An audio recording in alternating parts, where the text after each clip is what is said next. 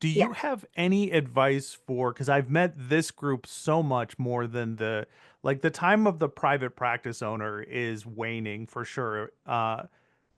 Students are coming out of school saddled with debt, then they have to get into another practice as an associate, or if they don't pursue a retail example. I've seen so many associate optometrists who they want to do myopia management, but in like the other associate doctors aren't into it, so they don't even talk about it, or the practice owner needs to be convinced, or they have a limited amount of time to work with a patient.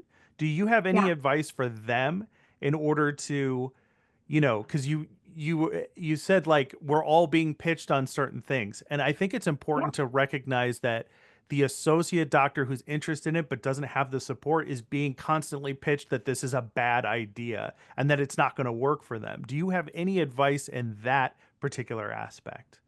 Yeah. I've got three things here. One is nothing worth doing is easy, right? Mm-hmm. Like, just realize that. Like, you're graduating. Again, I came out with a mound of debt. Mm-hmm. Went into a private practice not making much, but I found my part who became my partner, and then I now bought him out recently, right? We had an amazing partnership. He let me fly. He let me bring this stuff in because he saw that he wasn't passionate about it. He was passionate about something else, but then he nurtured my passion. And I had to show him that. Okay.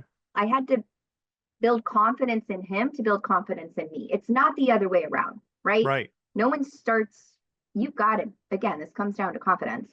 Um, Build that in yourself. Know Mm-hmm. what you're bringing to that practice because as an associate, most likely you're like mine, you're getting paid on production. So do not Mm-hmm. come ask me for a raise. Your raise is your own. Your raise Right. is your production. Okay. So, and I've given you all the tools here. We have all the myopia management protocols. We have all the dry eye protocols. You are seeing the patients in your chair that have these problems. Mm-hmm. And if you do not solve it, they will and are going somewhere else. Right. Mm-hmm. And so, again, it just comes down to what you're passionate about. And I don't really actually, I'm going to push back on you, Matt, a little bit. Sure. This is not a specialty. Okay. This is serving a community, Okay. right? And there's myopes in every community, starting at 2, 3, 4, 5 years old. Okay, we have to move this bell curve from when we're starting to see patients when they're 6, 7, 8. We've got to move that down to 3, 4, 5. How we do that is through pediatricians, right? Okay. Pediatricians are referring to pediatric ophthalmologists. There's not enough of them. They're throwing hopefully something on them, which is typically atropine, and they do not want to be seeing these kids. But Right. for instance, I saw a kid the other day, 4 years old. She's already a minus 75. We put her into the calculator, and she is on track to be a -9. Okay, so K readings, axial length, whatever, right? And we'll get into your like my myopia equation because I Mm-hmm. really want to simplify this for you guys. This is not hard. Okay. Um, I think the way that we're describing it with all the jargon is really hard, right? So I want to get rid of that. Okay. But looking at her, we found a myope super early and we get to do something about it. Like that's really cool. I'm not saying everybody's going to end up a -9. That 12-year-old that starts as a, -1, most likely, 50% chance they're not going to end up a -4. But when you put together there's a calculator, there's an equation to this, we Okay. can simplify it. And so I really want to get rid of the term, or again, that's where I'm pushing back, is I don't Yeah. think this needs to be a specialty. Yes, you have to love to see kids. Okay. If kids are not your jam, yeah, myopia is probably not your jam. That's okay. Right.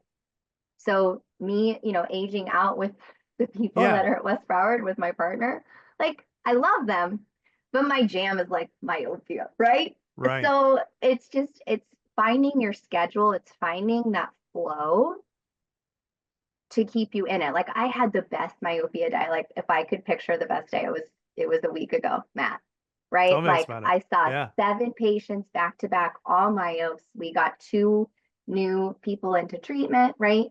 We were doing some follow-ups, we were doing some renewals. Like it was highlight, like if I could say perfect day in clinic, that was it. Right. Right? But we've painted that picture and we've been very specific with what that picture is. And that takes from my front desk through calling, through again, the process with who's managing it back to me and back to the front. Mhm. If you're interested in getting the rest of the episode, consider becoming a paid supporter of the Myopia Mindset. In addition to an extended version of this episode and every other episode that we do, you'll also get access to exclusive monthly bonus episodes of the Myopia Mindset. And I know you're interested. You've made it this far. You can do so on our Substack, myopiamindset.substack.com. I'll see you at the next one.